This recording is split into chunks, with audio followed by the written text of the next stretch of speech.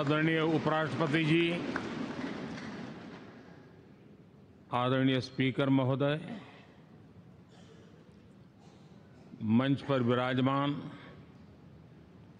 सभी वरिष्ठ महानुभाव और 140 करोड़ देशवासियों के प्रतिनिधि, सभी माननीय सांसदगण,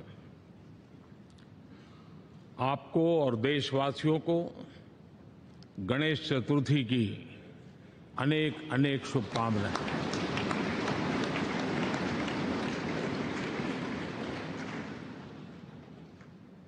आज नए संसद भवन में हम सब मिलकर के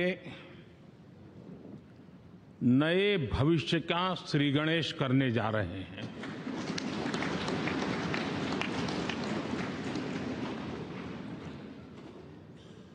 आज हम यहां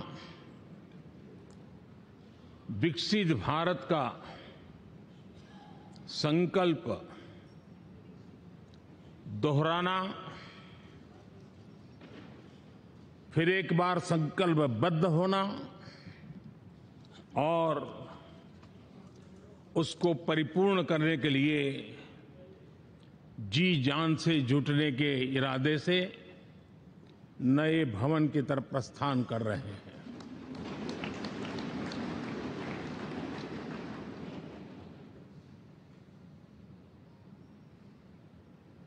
सम्माननीय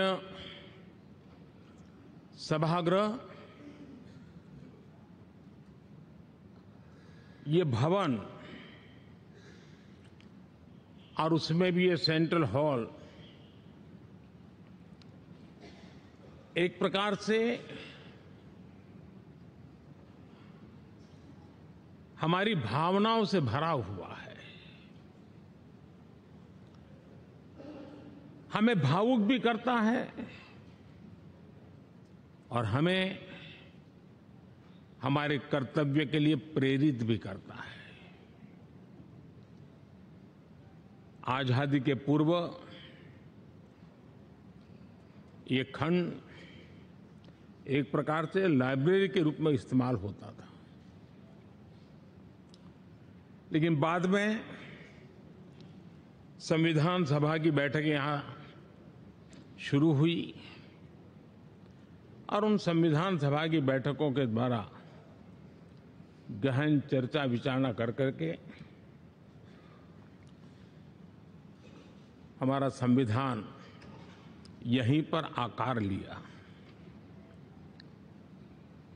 यहीं पर 1947 में अंग्रेजी हुकूमत ने सत्ता हस्तांतरण किया, उस प्रक्रिया का भी साक्षी हमारा ये सेंट्रल हॉल है। इसी सेंट्रल हॉल में भारत के तिरंगे को अपनाया गया, हमारे राष्ट्रगान को अपनाया गया और ऐतिहासिक अवसरों पर आजादी के बाद भी सभी सरकारों के दरमियान अनेक अवसर आए जब दोनों सदनों ने मिलकर के यहाँ पर भारत के भाग्य को गढ़ने के पर विचार किया, सहमति बनाई और निर्णय भी किए। 1952 के बाद दुनिया के करीब 41 राष्ट्राध्यक्षों ने इस सेंट्रल हॉल में हमारे सभी माननीय सांसदों को संबोधित किया है।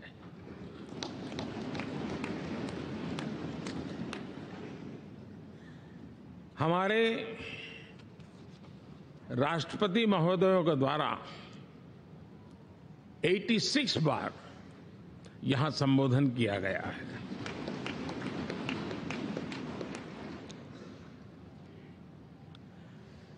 बीते 7 दशकों में जो भी साथी इन जिम्मेवारियों से गुजरे हैं, जिम्मेवारियों को संभाली है, अनेक कानूनों, अनेक संशोधन और अनेक सुधारों का हिस्सा रहे हैं। अभी तक लोकसभा और राज्यसभा ने मिलकर करीब करीब 4000 से अधिक कानून पास किए हैं।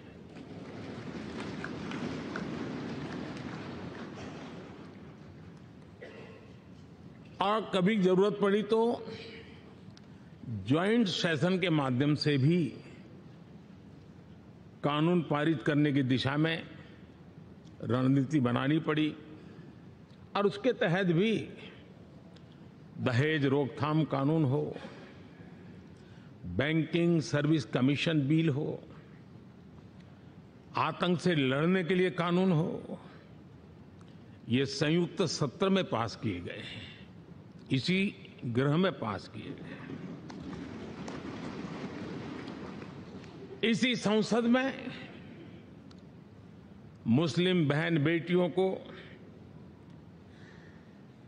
न्याय की जो प्रतीक्षा थी, शाहबानो केस के कारण कुछ गाड़ी उल्टी पार्टी पर चढ़ गई थी, इसी सदन ने हमारी उस गलतियों को ठीक किया और 3 तलाक विरुद्ध कानून हम सब ने मिलकर के पारित किया।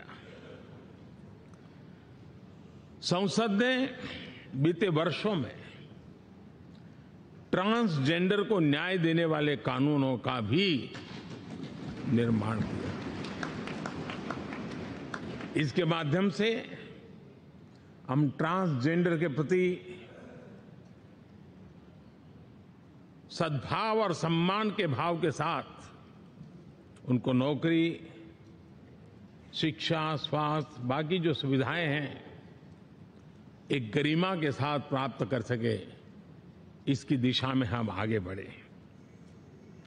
हम सभी ने मिलकर हमारे दिव्यांग जनों के लिए भी उनकी जरूरतों को देखते हुए, उनके एस्पिरेशंस को देखते हुए ऐसे कानूनों का निर्माण किया जो उनके लिए उज्जवल भविष्य की गारंटी बन रहे हैं। आर्टिकल 370 हटाने से लेकर वो विषय ऐसा रहा जो शायद ही कोई दशक ऐसा होगा कि चर्चा न हुई हो, चिंता न हुई हो और मांग न हुई हो। आक्रोश भी व्यक्त हुआ, सभागृह में भी हुआ, सभागृह के बाहर भी हुआ, लेकिन हम सबका सौभाग्य है कि हमें सदन में आर्टिकल 370 से मुक्ति पाने का, अलगाववाद, आतंकवाद के खिलाफ लड़ाई लड़ने का एक बड़ा महत्वपूर्ण कदम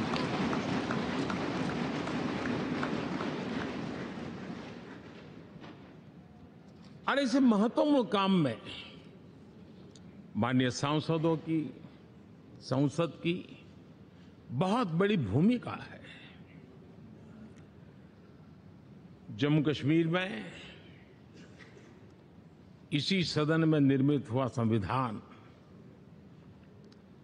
हमारे पूर्वजों ने दिया हुआ वो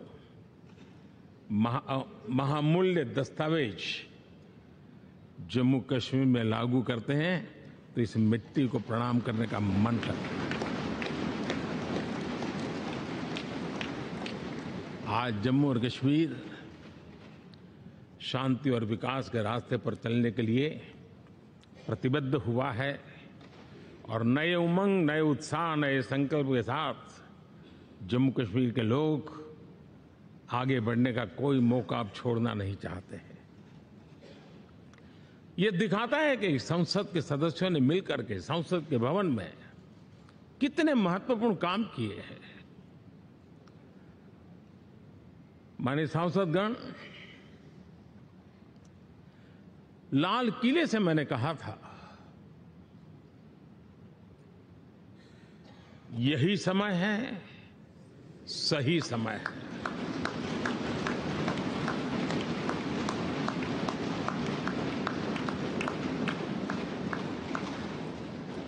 एक के बाद एक घटनाओं की तरफ हम नजर करेंगे। हर घटना इस बात का गवाह दे रही है कि आज भारत एक नई चेतना के साथ पुनर्जागृत हो चुका है।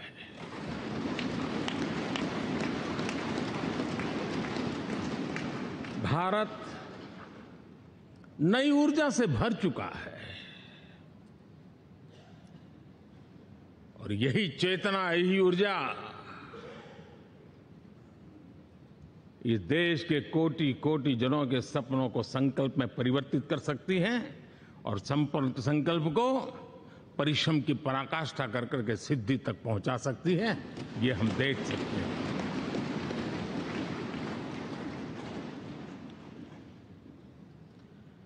और मेरा विश्वास है, देश जिस दिशा में चल पड़ा है, इच्छित परिणाम अवश्य प्राप्त होंगे।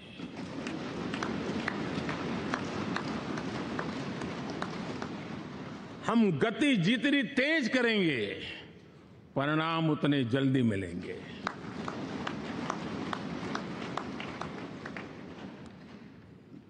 आज भारत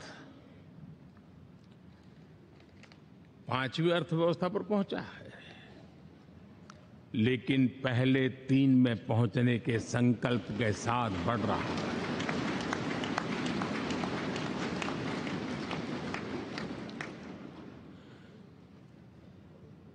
और मैं जिस स्थान पर बैठा हूं, जो जानकारियां प्राप्त होती है, उसके आधार पर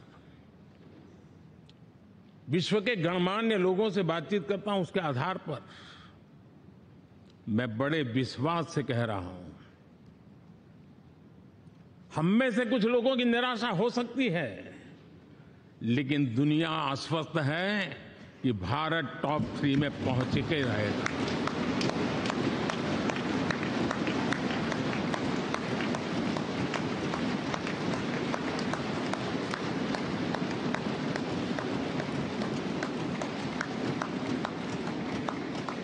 भारत का बैंकिंग सेक्टर आज अपनी मजबूती के कारण से फिर एक बार दुनिया में सकारात्मक चर्चा का केंद्र बना हुआ है।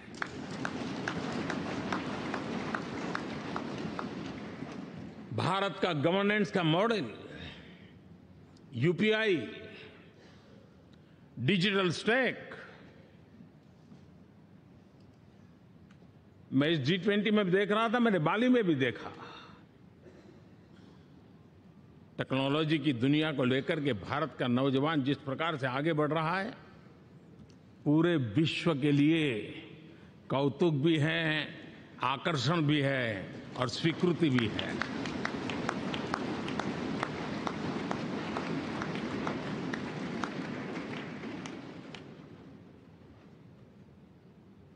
हम सब उस ऐसे कालखंड में हैं, मैं कहूंगा हम लोग एक भाग्यवान लोग हैं। ऐसी भाग्यवान समय में हमें कुछ दायित्व निभाने का अवसर आया है और हमारा सबसे बड़ा भाग्य है कि आज इंडियन एस्पिरेशंस उस ऊंचाई पर हैं जो शायद पिछले 1000 साल में नहीं रहे होंगे।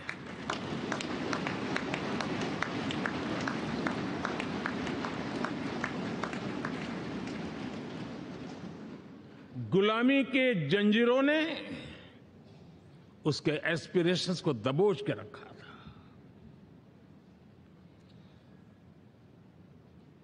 उसकी भावनाओं को तहस नहस कर दिया था। आजाद भारत में अपने सपने संजो रहा था, चुनौतियों से जूझ रहा था, लेकिन मिलकर के आज जहां पहुंचे हैं, अब वहां वो रुकना नहीं चाहता है। वो एस्पिरेशनल सोसाइटी के साथ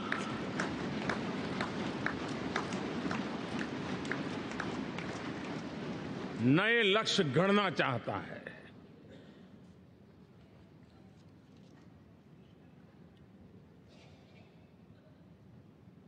जब एस्पिरेशन सोसाइटी सपने संजोते ही हो, संकल्प लेकर के निकल पड़ी हो, तब पुराने कानूनों से मुक्ति पाकर नए कानूनों का निर्माण करके उज्जवल भविष्य के लिए एक मार्ग प्रशस्त करने का दायित्व हम सभी सांसदों का सविशेष होता है। संसद में बनने वाला हर कानून, संसद में होने वाली हर चर्चा, संसद से जाने वाला हर संकेत इंडियन एस्पिरेशन को बढ़ावा देने के लिए ही होना चाहिए। ये हम सबकी भावना भी है, कर्तव्य भी है और एक एक देशवासी की हमसे अपेक्षा भी है।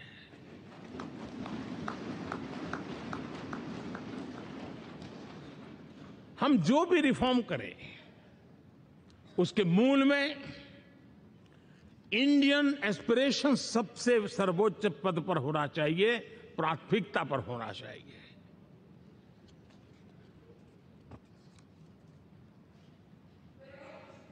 लेकिन मैं बहुत सोच समझ करके कहना चाहता हूं, क्या कभी छोटे कैनवास पर कोई बड़ा चित्र बना सकता है क्या?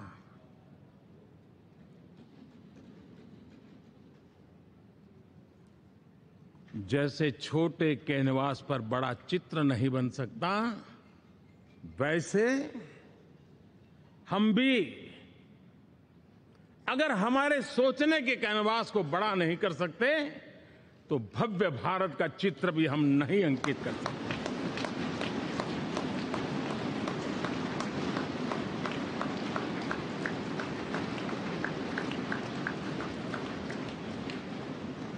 पचहत्तर साल का हमारे पास अनुभव है। हमारे पूर्वजों ने जो कुछ भी रास्ते बनाए उससे हमने सीखा है। हमारे पास एक बहुत बड़ी विरासत है। इस विरासत के साथ अगर हमारे सपने, हमारे संकल्प जुड़ जाए, हमारा सोचने का दायरा बदल जाए, हमारा कैनवास बड़ा हो जाए, तो हम भी उस भव्य भारत के चित्र को अंकित कर सकते हैं, उस तस्वीर का खाका खींच सकते हैं, उसमें रंग भरने का काम हम भी कर सकते हैं और आने वाली पीढ़ी को वो भव्य दिव्य मां भारती के हम उनको सुपुर्द कर सकते हैं। दोस्तों, अमृतकाल के 25 वर्षों में भारत को अब बड़े कैनवास पर काम करना ही होगा। अब हमारे लिए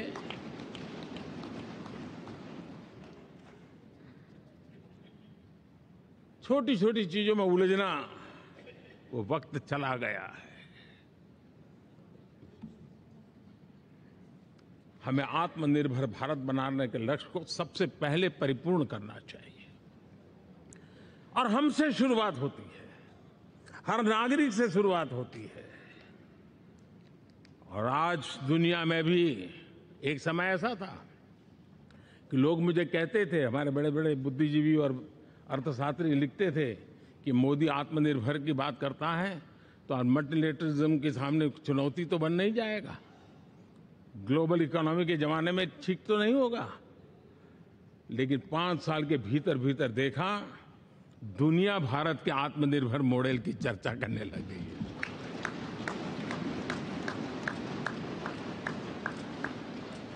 और कौन हिंदुस्तानी नहीं चाहेगा कि डिफेंस सेक्टर में आत्मनिर्भर हो, एनर्जी सेक्टर में हम आत्मनिर्भर हो, एडिबल ऑयल,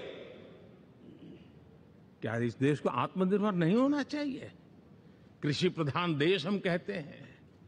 खाने का तेल क्या देश बाहर से लाएगा? बहुत समय की मांग है कि हमें आत्मनिर्भर भारत को संकल्प को पूरा करना, ये हम सबका दायित्व है। उसमें दल आड़े नहीं आते हैं, सिर्फ दिल चाहिए, देश के लिए चाहिए।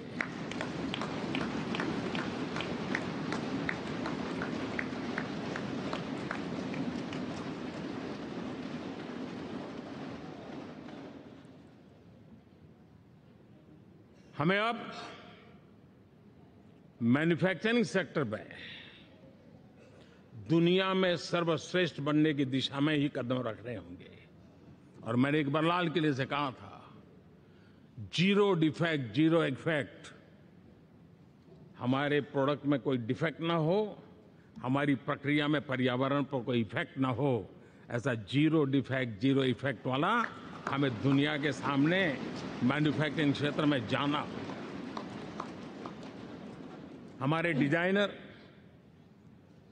हमारे यहां निर्माण हो रही डिजाइन्स, हमारे सॉफ्टवेयर, हमारे एग्रीकल्चर प्रोडक्ट्स, हमारे हस्तशिल्प, हर क्षेत्र में अब हमें वैश्विक मापदंडों को पार करने के इरादे से ही चलना चाहिए, तब जाकर के विश्व के अंदर हम अपना झंडा फहरा सकते हैं। मेरे गांव में मेरा सबसे अच्छा माल हो, इतनी बात नहीं चलेगी। मेरे राज्य में मेरा सबसे अच्छा प्रोडक्ट नहीं चलेगा, मेरे देश में मेरा सबसे अच्छा प्रोडक्ट नहीं चलेगा, दुनिया में मेरा प्रोडक्ट सबसे अच्छा होगा, ये भाव हमें पैदा होगा।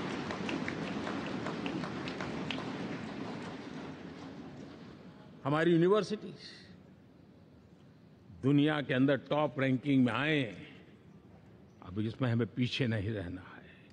हमारे शिक्षा जगत को नई नेशनल एजुकेशन पॉलिसी मिली है, एक खुलापन है, सर्व स्वीकृत बनी है, उसके सहारे अब हमें चल पड़ना है। और दुनिया के टॉप मोस्ट यूनिवर्सिटीज में अभी जब G20 में विश्व के मेहमान आए तो मैंने नालंदा की एक तस्वीर रखी थी वहां, और जब मैं दुनिया को कहता था 1500 साल पहले मेरे देश में दुनिया की उत्तम से उत्तम यूनिवर्सिटी हुआ करती थी, तो उन सुनते ही रह जाते थे। लेकिन हमें उसे प्रेरणा लेनी है, पर प्राप्त तो अभी करके रहना है, ये हमारा संकल्प होना है। आज हमारे देश का नौजवान खेल जगत के अंदर दुनिया में हमारी पहचान बना रहा है। टियर 2, टियर 3 सिटी से, गांव, गरीब परिवारों से, गांव से देश के नौजवान, देश की बेटे बेटियां आज खेलकूद के जगत जीवन में हमारा नाम रोशन कर रही है। लेकिन देश चाहता है और देश का संकल्प होना चाहिए कि अब खेलकूद के हर पोडियम पे हमारा तिरंगा भी लहराता होगा।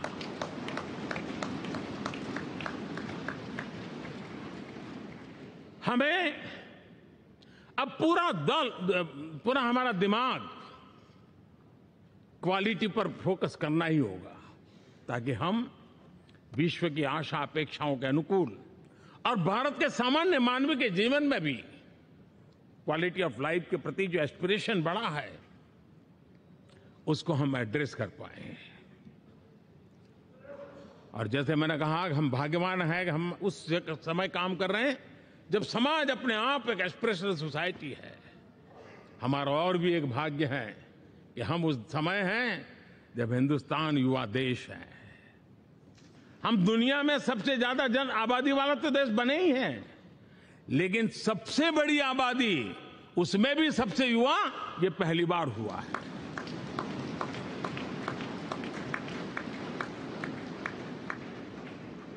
जिस देश के पास ये युवा शक्ति हो, युवा सामर्थ्य हो, तब हमें उसकी टैलेंट पे भरोसा है, हमें उसकी संकल्प शक्ति पे भरोसा है, उसकी साहस में हमें भरोसा है।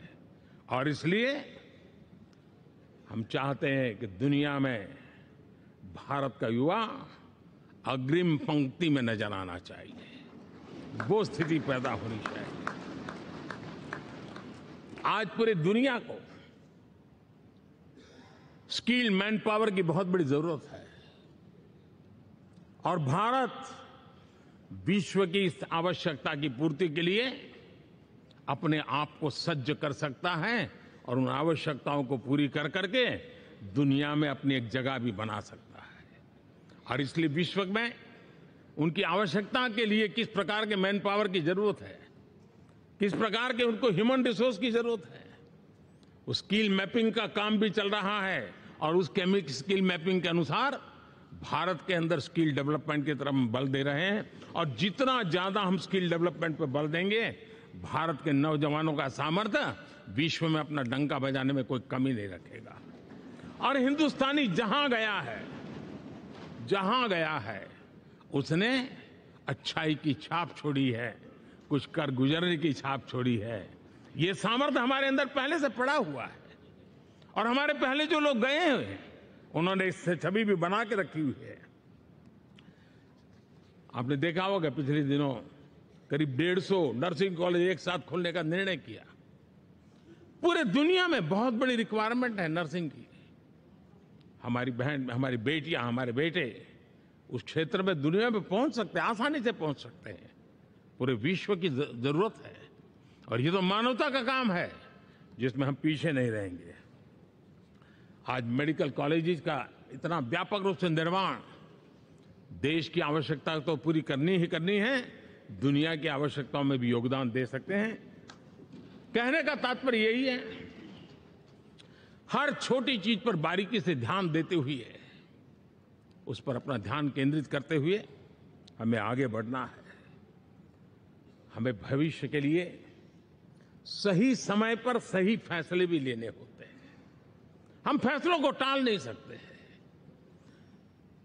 हम राजनीतिक लाभ नुकसान के गणा भाग के अंदर अपने आप को बंधित नहीं बना सकते हैं। हमें तो देश के एस्पिरेशन के लिए हिम्मत के साथ नए निर्णय करने होते हैं। आज सोलर पावर के सफल मूवमेंट्स हमारी भावी पीढ़ी के लिए एनर्जी क्राइसिस से मुक्ति की गारंटी दे रहा है। आज मिशन हाइड्रोजन आने वाले दिनों में जो एनवायरमेंट की चिंता है, जो टेक्नोलॉजी में बदलाव आ रहा है, उसके समाधान का रास्ता देने का सामर्थ्य रखती है। आज हमारा सेमीकंडक्टर जिस प्रकार से जीवन चलाने में हमारे हृदय की जरूरत रहती है, वैसे ही आज हमारी टेक्नोलॉजी चिप्स के बिना चल नहीं सकती। और सेमीकंडक्टर उसके लिए बहुत अनिवार्य है। उस दिशा में हम आगे जाकर के इलेक्ट्रॉनिक मैन्युफैक्चरिंग में कोई रुकावट ना आए और जीवन कहीं अटक न जाए, उसलिए एक बहुत बड़ी मात्रा में हम काम कर रहे हैं। जल जीवन मिशन, हर जिले में 75 अमृत सरोवर, हमारी भावी पीढ़ी को, हमारे बच्चों को उनको कभी पानी के बिना तरसना न पड़े, इसकी चिंता हम आज कर रहे हैं।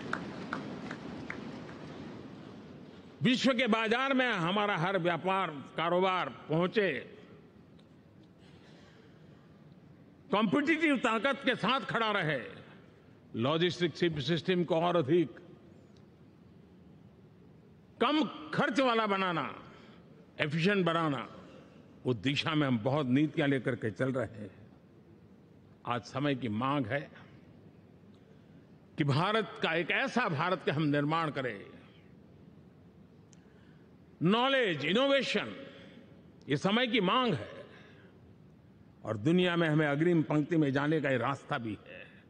और इसलिए पिछले हमने समय नेशनल एजुकेशन पॉलिसी के साथ साथ टेक्नोलॉजी के बढ़ावे के लिए हमने रिसर्च और इनोवेशन का एक कानून भी पारित किया है, ताकि हमारे देश के नौजवानों को इस इनोवेशन के और चंद्रयान 3 की सफलता के बाद देश के नौजवानों के मन में विज्ञान की तरफ आकर्षण बढ़ रहा है। हमें मौका गंवाना नहीं है। हमारी युवा पीढ़ी को हमने रिसर्च और इनोवेशन के लिए पूरे अवसर देने हैं। और इस इकोसिस्टम को बनाने के लिए हमने एक उज्जवल भविष्य के निर्माण की नींव रखी है। आदरणीय बंधुगण, सामाजिक न्याय ये हमारी पहली शर्त है। बिना सामाजिक न्याय, बिना संतुलन, बिना समभाव, बिना समत्व हम इच्छित परिणामों को घर के भीतर प्राप्त नहीं कर सकते। लेकिन सामाजिक न्याय की चर्चा बहुत सीमित बन के रह गई। हमें उसको व्यापक रूप में देखना होगा। हम किसी गरीब को कोई सुविधा दें, किसी समाज में दबे कुचले व्यक्ति को कोई सुविधा दें, वो तो सामाजिक न्याय की एक प्रक्रिया है। लेकिन उसके घर तक पक्की सड़क बन जाए ना, वो भी सामाजिक न्याय के लिए उसको मजबूती देती है। उसके घर के नजदीक में बच्चों के लिए अगर स्कूल खुल जाए तो वो भी उसको सामाजिक न्याय की मजबूती देती है। उसको बिना खर्च अगर आरोग्य में समय की जरूरत पड़े वो मिले, तब जाकर के सामाजिक न्याय की मजबूती मिलती है। और इसलिए जिस प्रकार से समाज व्यवस्था में सामाजिक न्याय जरूरत है, वैसा ही राष्ट्र व्यवस्था में सामाजिक न्याय की आवश्यकता है। अब देश का कोई हिस्सा पीछे रह जाए, अविकसित रह जाए, ये भी सामाजिक न्याय के खिलाफ है। दुर्भाग्य से देश का पूर्वी इलाका, भारत का पूर्वी भाग जो समृद्धि से भरा हुआ है, लेकिन वहां के नौजवानों को रोजगार के लिए दूसरे इलाके में जाना पड़ रहा है। ये स्थिति हमें बदलनी है। हमारे देश के उस पूर्वी भाव को, इलाका को समृद्ध बना करके सामाजिक न्याय की मजबूती भी हमने देनी है। असंतुलित विकास, शरीर कितना भी स्वस्थ क्यों न हो, लेकिन एक उंगली को भी अगर लकवा मार गया है तो शरीर स्वस्थ नहीं माना जाता है। भारत कितना ही समृद्ध हो, लेकिन कोई अंग उसका दुर्बल रह जाए तो भारत समृद्धि में पीछे है, मानना पड़ेगा। और इसलिए हम सर्वांगीण विकास के पक्ष में, सामाजिक न्याय की उस ऊंचाई को प्राप्त करने के पक्ष में, दिशा में हमें आगे बढ़ना है। चाहे पूर्वी भारत हो, चाहे नॉर्थ ईस्ट हो, हमें उन चीजों को प्राप्त करना। और उसी लिए जो रणनीति कितनी सफल हुई है, 100 एस्पिरेशनल डिस्ट्रिक्ट पर विशेष काम किया, नौजवान अफसरों को लगाया गया, एक स्ट्रेटेजी बनाई गई। आज दुनिया उस मॉडल की चर्चा कर रही है।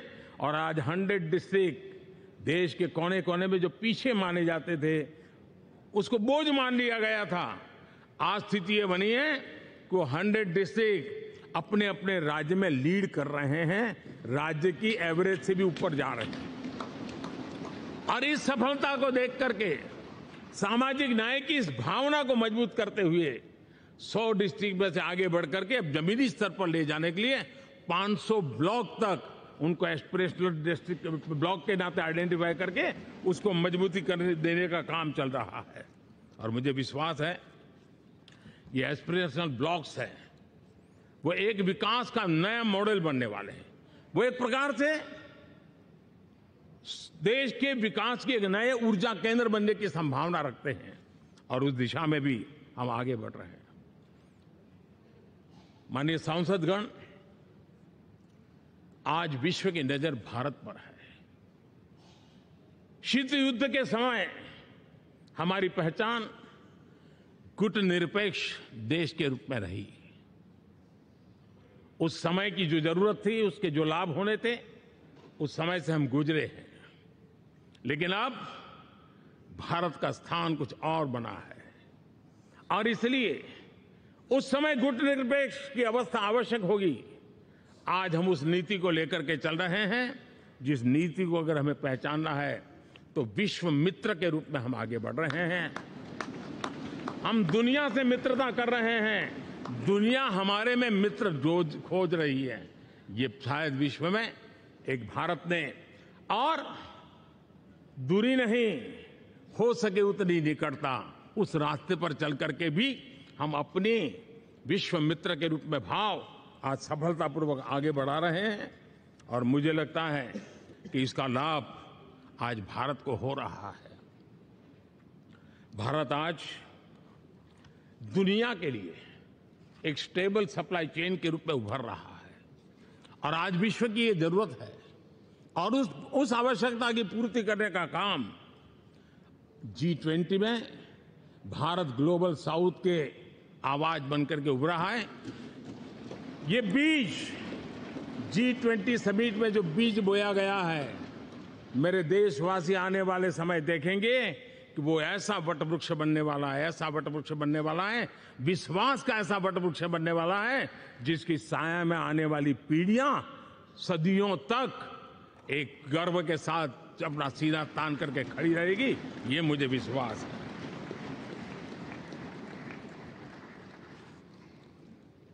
इस G20 में एक बहुत बड़ा काम हमने किया है, बायोफ्यूल अलायंस का। हम विश्व के नेतृत्व करते रहे, दिशा दे रहे हैं और विश्व को बायोफ्यूल अलायंस में दुनिया के सभी देश देखते ही देखते उसकी सदस्यता ले रहे थे और एक बहुत बड़ा आंदोलन खड़ा होने जा रहा है और जिसका नेतृत्व ये हमारा भारत कर रहा है। छोटे छोटे महाद्वीप, उनके साथ भी आर्थिक कॉरिडोर बनाने की दिशा में हमने बड़ी मजबूती के साथ कदम उठाए हैं। आदरणीय बंधुगण, आदरणीय उपराष्ट्रपति जी, आदरणीय स्पीकर महोदय, आज हम यहां से विदाई लेकर के नए भवन में जा रहे हैं, संसद के नए भवन में बैठने वाले हैं और ये शुभ है, गणेश चतुर्थी के दिन बैठ रहे हैं।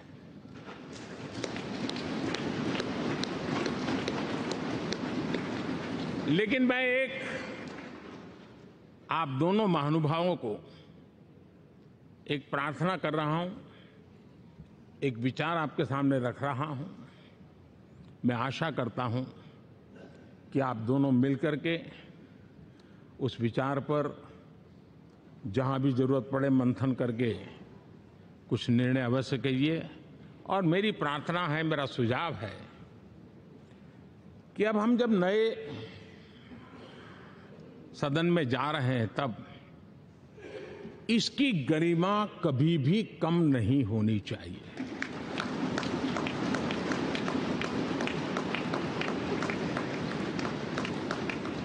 इसे सिर्फ पुरानी पार्लियामेंट कहकर के छोड़ दें, ऐसा नहीं होना चाहिए। और इसलिए मेरी प्रार्थना है कि भविष्य में अगर आप सहमति दे दोनों महानुभाव, तो इसको संविधान सदन के रूप में जाना जाए।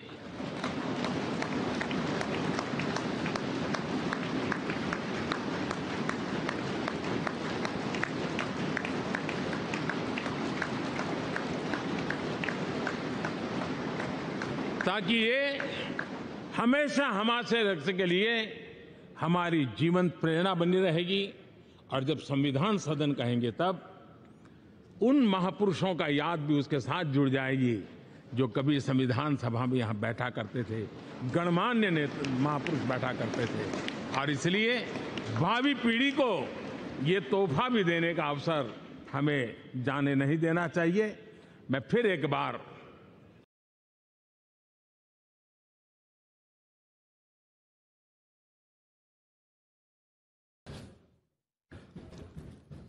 Honorable Vice President of India, Honorable Speaker Lok Sabha, Honorable Prime Minister of India, Parliamentary Affairs Minister of both the houses, opposition leaders, Kharge ji, all my senior leaders and distinguished, esteemed colleagues of both Lok Sabha and Rajya Sabha. Having seized this opportunity without making any compunction, without mincing any word, I must state that I feel elevated and elated of having been stood in this podium, which had witnessed a caravan of historical episodes and numerous momentous events in the midst of the galaxy of luminaries who had rigged up their brain and burned the midnight oil to frame the Constitution of India in this august house, which is called at the time Constituent Assembly. So we are proud of all of them, numbering 389 members, including 296 from British India and 93 from princely states.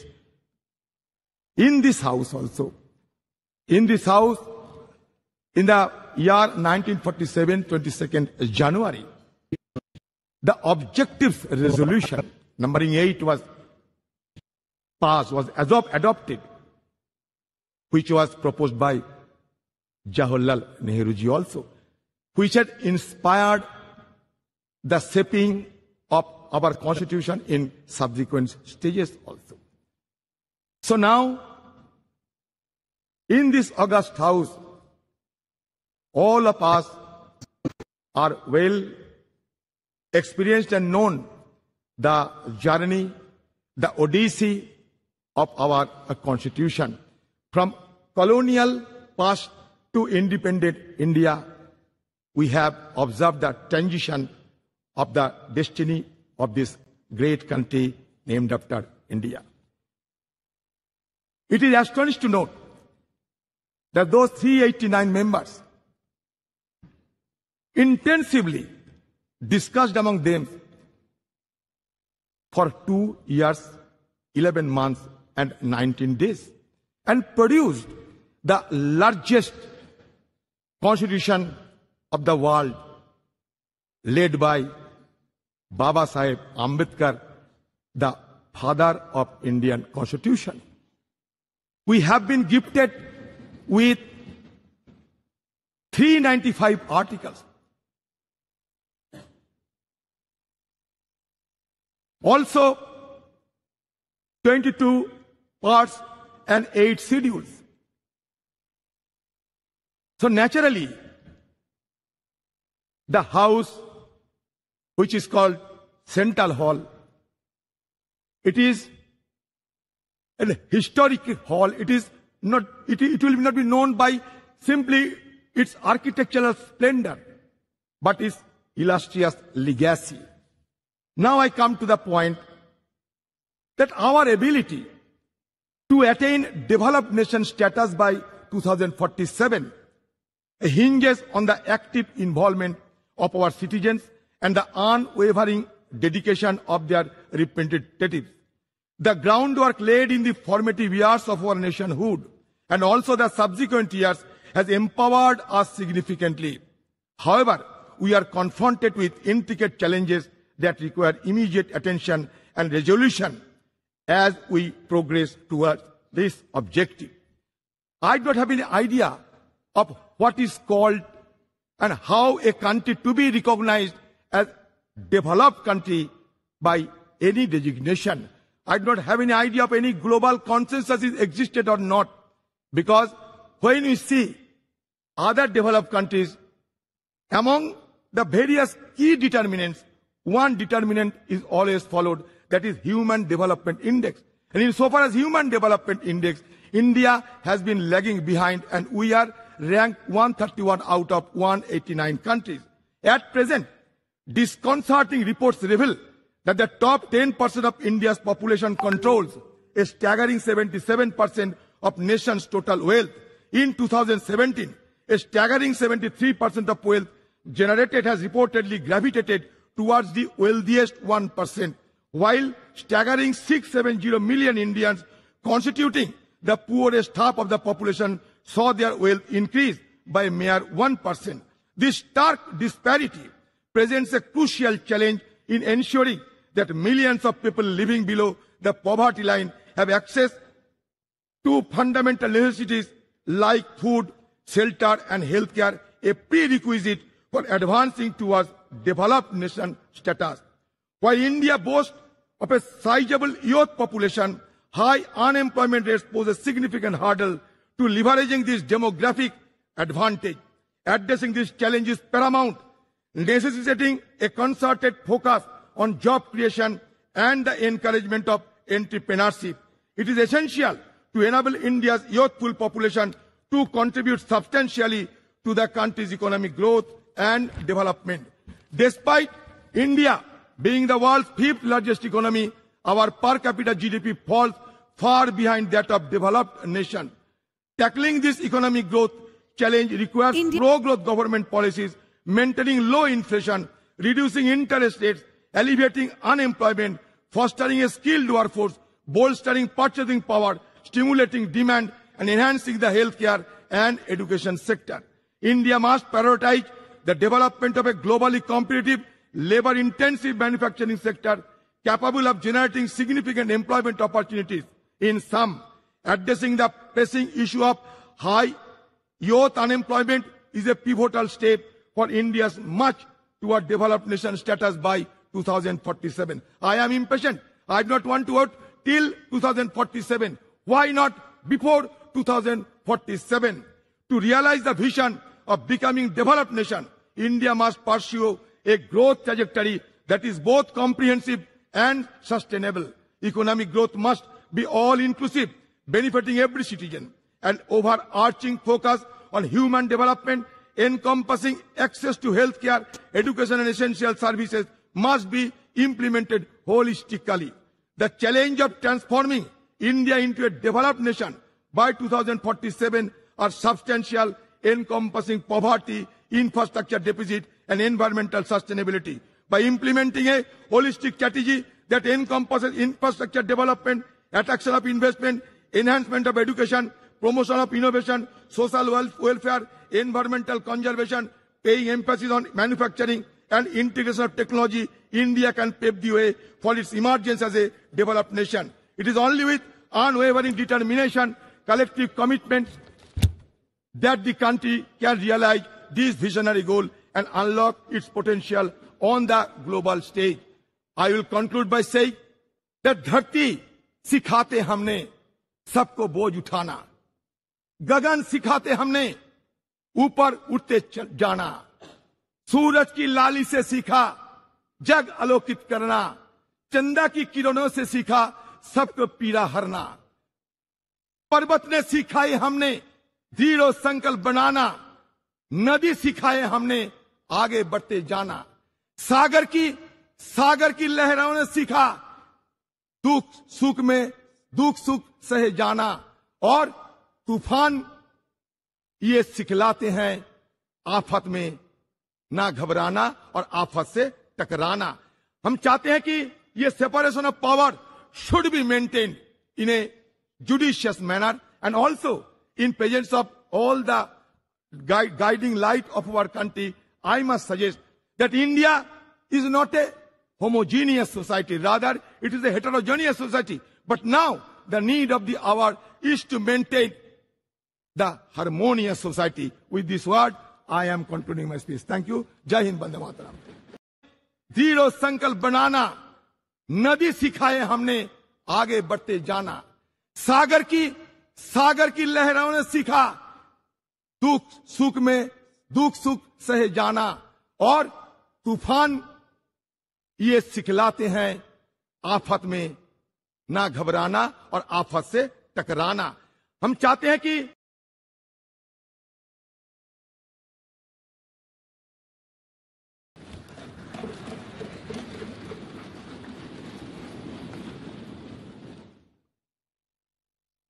Honorable Vice President of India, Honorable Prime Minister,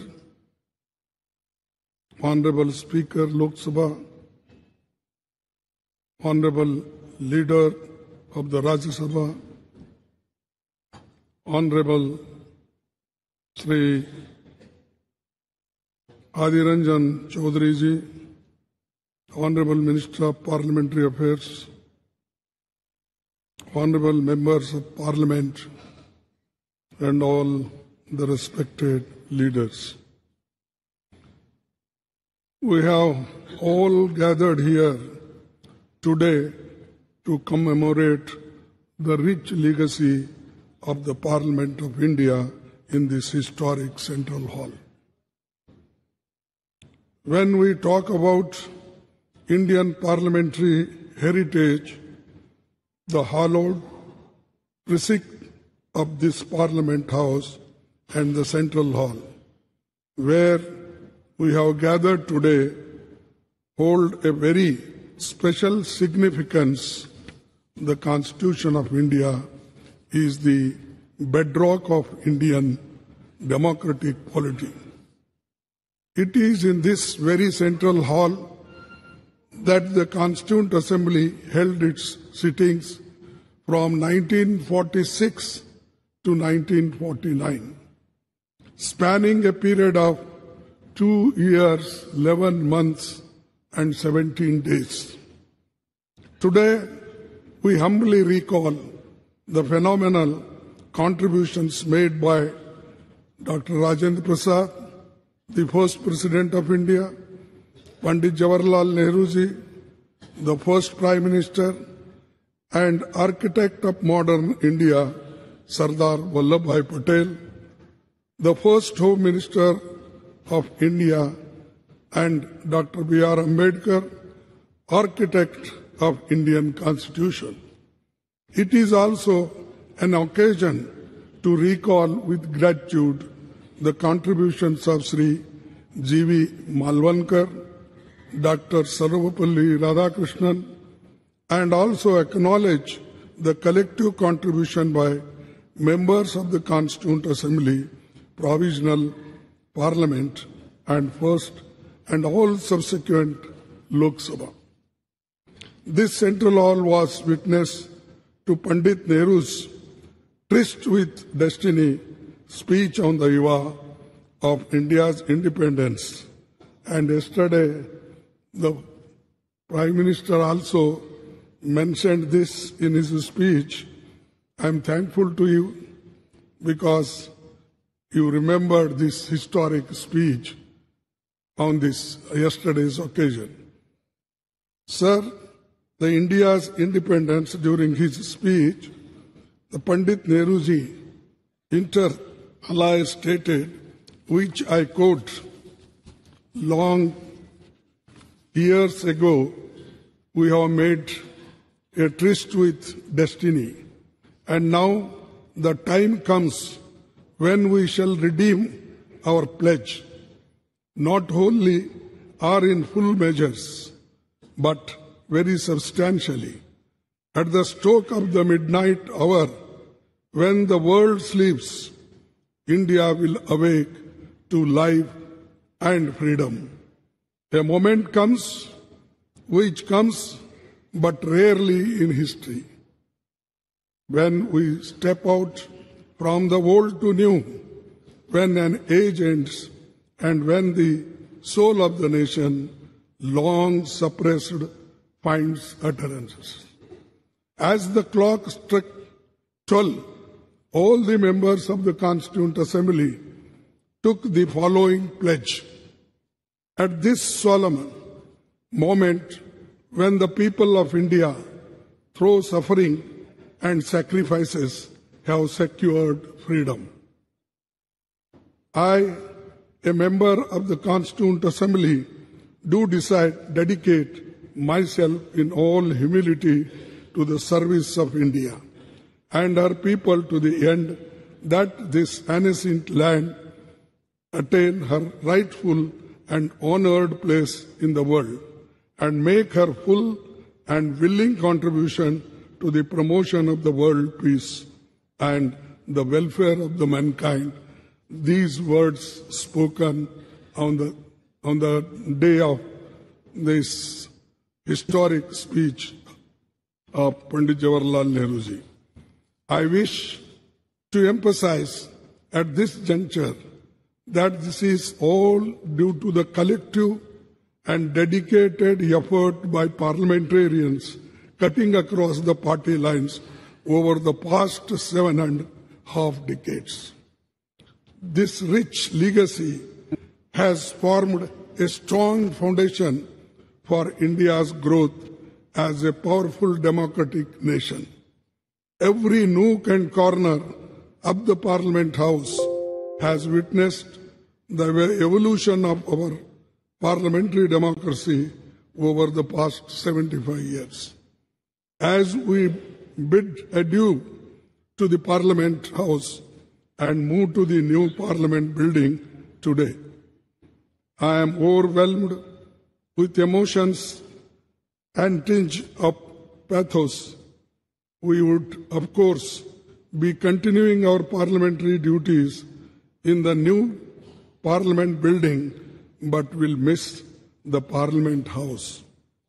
The success of the institution lies in the upholding constitutional values and ideals. The idea that institutions are sacrosanct and essential for the success is a fundamental principle in governance and development.